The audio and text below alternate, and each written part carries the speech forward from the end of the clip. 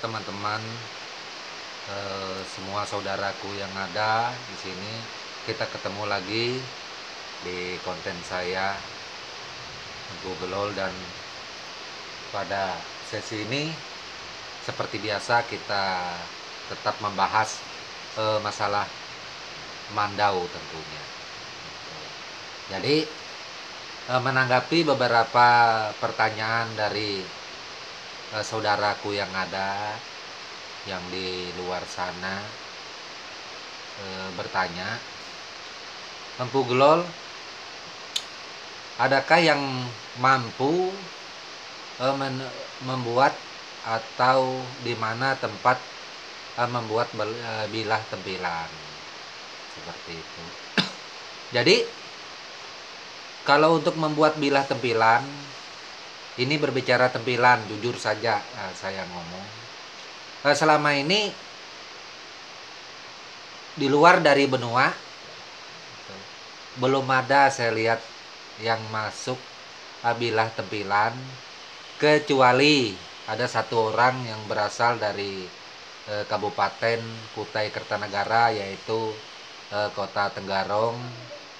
Beliau adalah satu-satunya yang mampu menempa dan membuat bilah tempilan ini. Kalau di luar itu hanya ada di daerah Kabupaten Kutai Barat, Kalimantan Timur, di pedalaman. Itu juga tidak semuanya bisa membuat atau menempa bilah tempilan, karena membuat bilah tempilan ini hanya orang-orang tertentu saja yang mampu, meski banyak penempa lainnya di daerah pedalaman. Rata-rata mereka membuat bilah atau menempa itu biasanya mandau kerja. Terus bisakah mandau kerja ini dirubah dibuat jadi tempilan? Bisa. Model mandau kerja yang kurang rapi kita buat menjadi tempilan itu bisa. Yang pastinya begitu setelah selesai ditempa, kita bawa pulang, kita rapikan, kita kikir ulang. Terus yang mana kurang, sumpamanya kan ada alat sekarang, bisa kita gerindra juga. Terus kita asah pakai batu yang paling kasar untuk merapikannya. Karena bilah tempilan ini, mohon maaf buat saudaraku yang ada, yang namanya bilah tempilan ini bukan ditentukan oleh karena adanya titik kuningan, bukan ditentukan karena adanya huruf SS tadi, bukan ditentukan oleh karena ada ukiran di ujung mandaunya, di ujung bilah mandaunya. Enggak seperti itu kalau untuk kami orang benua. Bentuk kerapian dari bilah itu, disitulah yang menentukan yang namanya tempilan.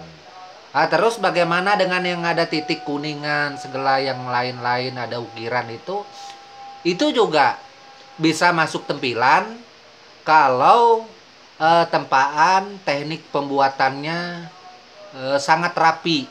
Itu seperti apa itu? Tentunya seperti pakem yang asli dimiliki oleh orang benua. Tapi jujur saja, selama ini kalau berbicara bilah tempilan, saya belum pernah ada lihat ya, meski saudaraku, kawan-kawan yang ada menampilkan di Facebook. Terkecuali itu pertama Mandau Tua, kedua itu orang dari suku Dayak Benua sendiri yang nampilkan di Facebook. Itu banyak saya lihat bilah termasuk tempilan gitu. Jadi untuk bilah tempilan, berapa nilai dari bilah tempilan ini untuk satu bilah mandau? Kalau untuk bilah tempilan ini bervariasi, bermacam-macam harga. Paling murah itu bilahnya saja, paling murah itu 250.000, itu sudah paling murah. 250.000, 400.000, 500.000, sampai ada yang 800, sampai ada yang 2 juta. Itu. Yang 2 jutaan itu seperti apa? Bilah tempilan tadi tentunya itu ada titik kuningan, ada semacam kayak huruf S, ada ukir-ukiran di ujungnya, itu 2 juta gitu. Harga bilahnya saja. Jadi mohon maaf kalau berbicara tampilan saya mesti harus jujur itu, karena saya tidak mau membuat kebohongan publik, membuat kebohongan di dalam konten saya, apalagi ini berbicara benua, dan saudaraku yang bertanya ini memang benar-benar ingin tahu seperti apa tampilan sebenarnya. Jadi tampilan beberapa kali saya tampilkan di konten YouTube, bilah tampilan itu seperti apa. Boleh scroll video saya yang ada, itu banyak menampilkan bilah-bilah tampilan. Nah, jadi bilah tampilan dengan mandau kerja itu mohon maaf saudaraku tidak sama. Serapi-rapinya bilah mandau kerja tidak bisa melawan kerapian dari bilah tampilan. Karena bilah tampilan ini dia punya bentukan, punya desain, walau dia polos tidak ada ukiran, itu seperti dicetak pabrik. Nah itu dia punya lengkungan bagian belakang juga bagus, punya kolongnya juga bagus. Nah jadi semuanya itu sangat diperhatikan oleh pembuatnya. Nah seperti itu untuk bilah tampilan, agar saudaraku bisa tahu. Terus mana mandau yang lain yang sering ditampilkan itu, apakah itu masuk tampilan? Mohon maaf, tampilan kata-kata atau bahasa tampilan itu hanya dimiliki oleh orang benua. Tapi di luar dari orang benua selama ini saya lihat dari luar kalau untuk bentuk bilah tampilan belum, ya. Terus bagaimana dengan saudara yang lain, banyak pembuat bilah ada titik kuningan segala macam, tetap tidak termasuk tampilan menurut saya di dalam kategori orang benua.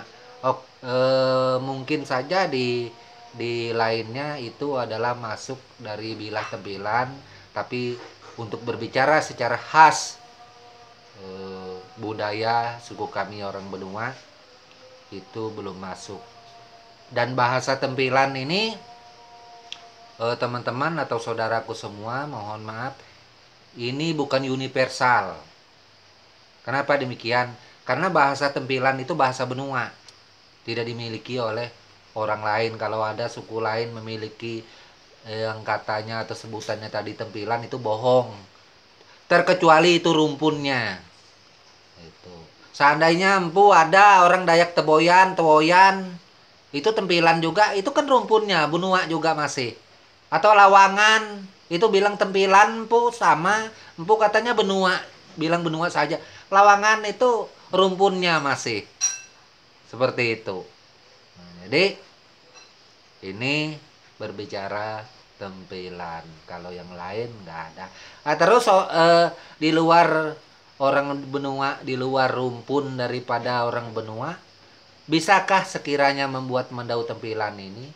Bisa, nggak ada masalah, nggak ada larangan. Yang penting sama, jangan persis. Nah, kalau persis itu semua mandau itu persis sama.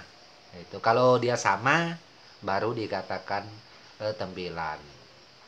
Seperti apa gambaran contoh mandau tampilan? Tampilan itu biasanya dia punya bilah tidak mungkin lengkung. Itu salah satu gambarannya. Dia punya bilah itu agak lurus. Dia bisa bunyi benua tuh pancuk ngerai atau pancuk dua. Ujungnya itu, nah kencongnya itu 2 atau 1.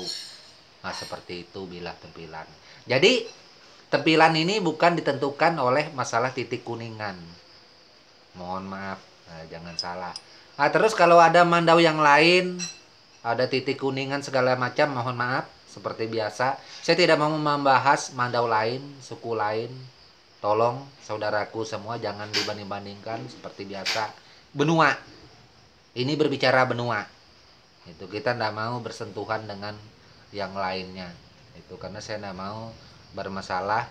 Tetap saya selalu menghargai, menghormati saudaraku yang lainnya di mana saja berada, mereka-mereka yang berkarya sesuai dengan tradisi dan pakem sukunya masing-masing, dan itu saya hormati. Tapi kalau berbicara masalah tempilan, mohon maaf, itu saya harus jujur, ini tempilan, kata tempilan itu sudah benua.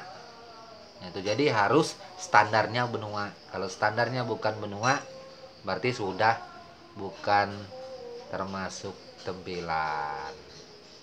Jadi itu berbicara masalah tempilan.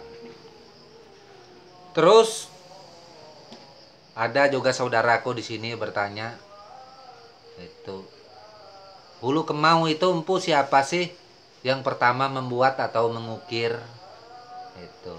Jadi apabila kita berbicara di dalam seni budaya suku orang benua, yang mengukir hulu kemau itu menurut kepercayaan dan keyakinan kami itu adalah Taman Royat. Taman Royat itu siapa? Itu adalah hantu air. Hantu air mana? Mohon maaf, bukan hantu air laut, tapi hantu air sungai. Itu dia yang pertama kali mengukir dan membuat hulu kemau ini, dan kita yang lain mengikutinya itu menurut suku kami. Terus ada yang katanya ukiran motif gagang itu ukiran hantu laut. Ada tadi teman saya lihat komentar teman-teman mau mengikuti motif hantu laut katanya. Gitu. Kalau kami benua, jujur saja di dalam motif hantu laut itu saya belum ketemu, belum ada nama itu, ya. Dan ukiran hantu laut itu seperti apa? Sekali lagi saya mohon maaf, saya nggak tahu ya, saya belum ada sampai ke sana pengalamannya, karena selama ini saya mengukir, saya baru dengar nama motif itu untuk di suku kami. Kalau di suku luar ya mungkin saja, selain suku orang benua itu saya tidak menampik gitu. Kalau di kami benua nggak ada nama itu. Nah, jadi ini yang untuk masalah hantu laut. Terus ada juga kawan-kawan atau saudaraku di sini yang bertanya, siapa sih empu yang pertama kali mengukir itu hulu mandau serta lain-lainnya menurut tradisi budaya Dayak benua. Itu dia bertanya. Jadi kalau berbicara masalah tradisi Dayak benua, siapa pertama kali manusia yang mengukir hulu mandau dan lain-lainnya, itu namanya Bangka Buat. Itu Bangka Buat, itu sudah ada keterangannya di konten saya yang lalu. Coba scroll cek, ada saya jelaskan di sana. Bangka Buat adalah mohon maaf, bukan pengukir pertama, bukan. Maksud saya itu pembuat bilah pertama mandau itu adalah Bangka Buat. Terus pengukir pertama yang mengukir sarung, mengukir gagang mandau, dan mengukir lain-lainnya itu beliau bernama Bintang Nyulir. Bintang Nyulir. Gitu. Jadi Bintang Nyulir ini banyak gelarnya di situ sesuai dari sebutan dari pengewara, pembeliat, dan penyentangi, itu ada disebutkan di sana ketika mereka wara. Bintang Nyulir ini ada berbagai macam gelar. Nah, di antara gelarnya itu pertama Bintang Nyulir, habis itu Raja Ingkuk Pengaluk. Nah, itu gelarnya juga. Terus selain itu Sulin Tukang, Sulin Pandai. Itu gelar-gelar dari pengukir yang ada di tempo dulu.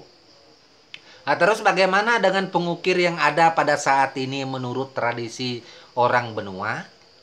Ketika dia sudah penangkapan, ketika dia sudah tutus, dan dia mampu membuat barang-barang untuk ritual adat, salah satu contoh, sumpamanya membuat patung belontak, atau jenis bahasa Dayak lain itu patung pantak, atau patung dari kayu ulin untuk acara, kalau di Kalteng kan acara tiwah, bunyi benua itu kuangkai, atau gugu taut, atau untuk acara wara, saudaraku yang di Kalteng juga. Jadi Ini yang pembuat yang sekarang ini, maka dia itu ditutuskan, itu disebut atau diberi gelar juga dengan gelar dengan nama bintang nyulir. Itu. Jadi meski bintang nyulir yang terdahulu sudah tiada, wafat, pengukir yang pertama, maka pengukir yang ada sekarang ini ketika dia sudah tutus dan penengkapa, mereka itu tetap memakai gelar bintang nyulir, tetap memakai gelar sulin pandai, sulin tukang, raja ingkung, pengaluk. Itu gelar-gelar dari pengukir tetap itu dipakai hingga pada saat ini. Nah, jadi kalau berbicara masalah gelar bintang nyulir, bukan hanya saya Empu Glol saja sebagai bintang nyulir. Itu.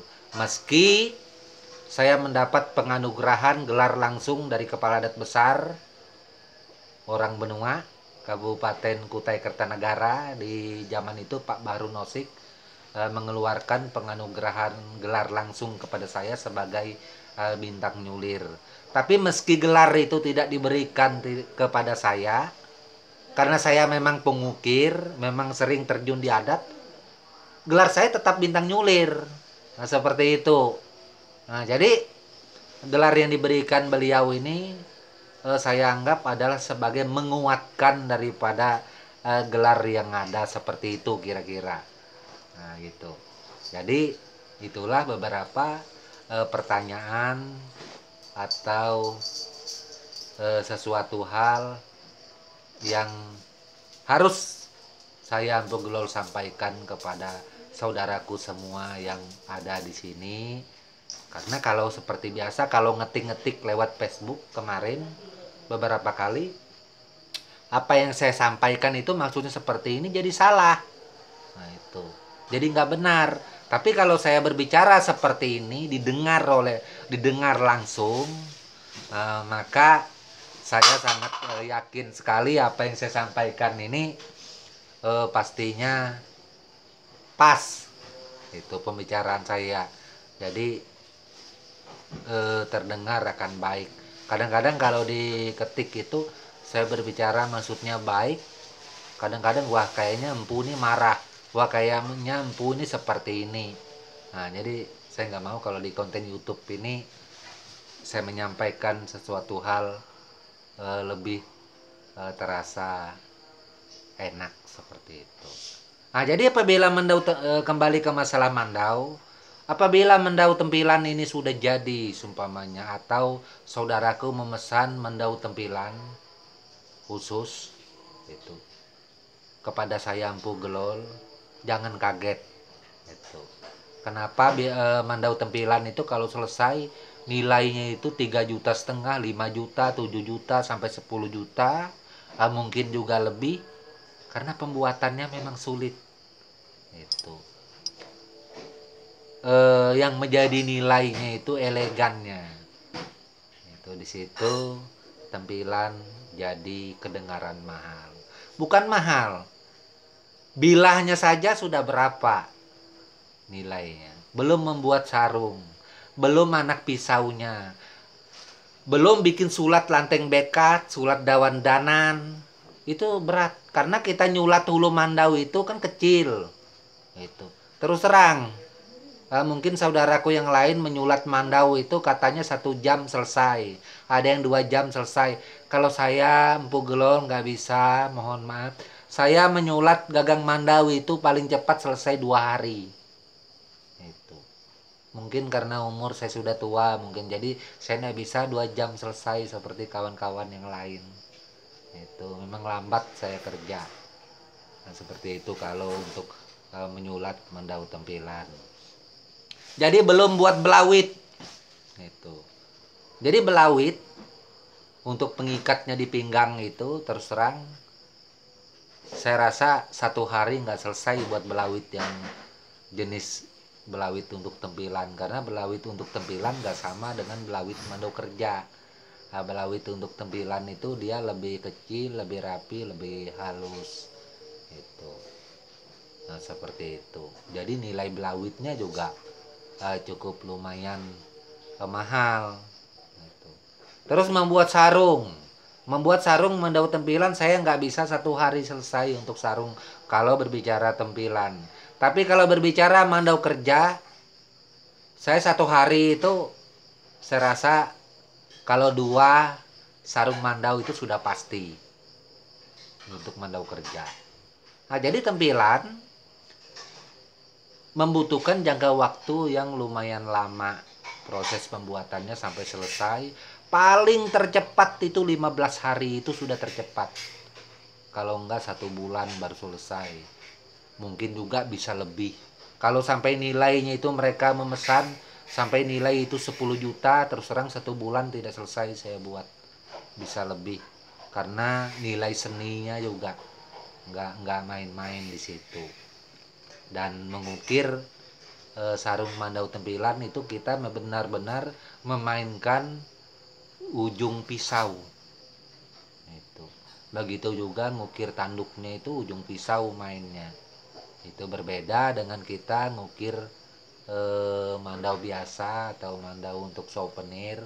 Kalau untuk souvenir kan kita bisa hantam pakai borcun langsung, bisa selesai dengan secepat mungkin seperti itu.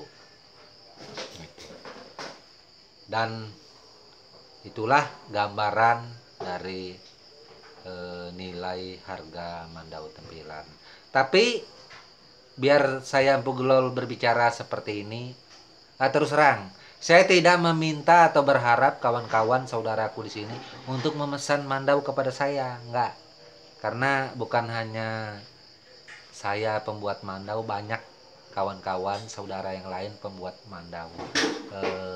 Teman-teman atau saudaraku boleh memilih harga juga bervariasi.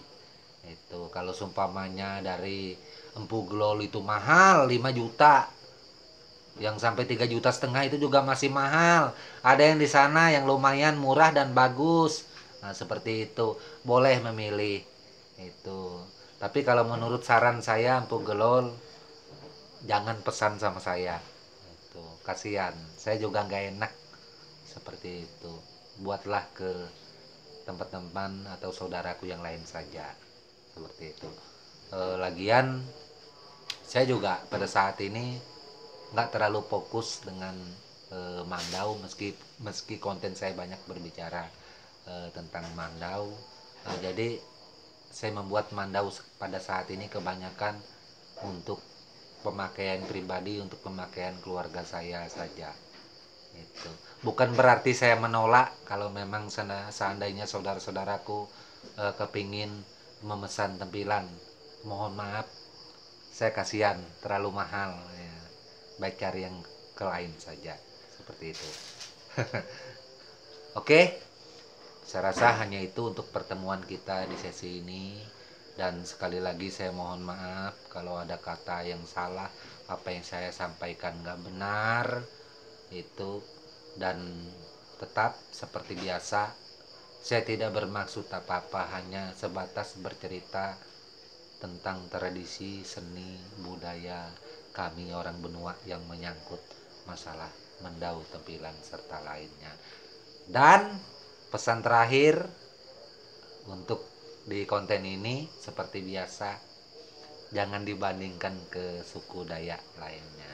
Jangan dibawa pembicaraan ini, apa yang saya bicarakan, kepada tolak ukur Dayak lainnya. Nanti jadi masalah. Gitu. Karena saya tidak mau, saya hanya untuk orang benua saja. Kalau sumpamanya benar, kalau sumpamanya apa yang saya katakan betul, ada persamaan dengan saudaraku atau Dayak yang lain, nggak apa-apa kalau dari sisi positif. Jadi kalau untuk dari sisi negatif, mohon maaf, saya nggak mau. Karena saya pikir seperti ini, saya hanya seseorang pelaku budaya, penggiat budaya yang notabene-nya hanya fokus kepada suku saya saja. Itu tetap menghormati saudaraku yang lain. Seperti itu kira-kira bisa dipahami. Oke, dan kita berpisah dulu. Kita ketemu lagi di waktu yang lain. Dan tak lupa saya ucapkan salam budaya serta tabe buat saudaraku semua.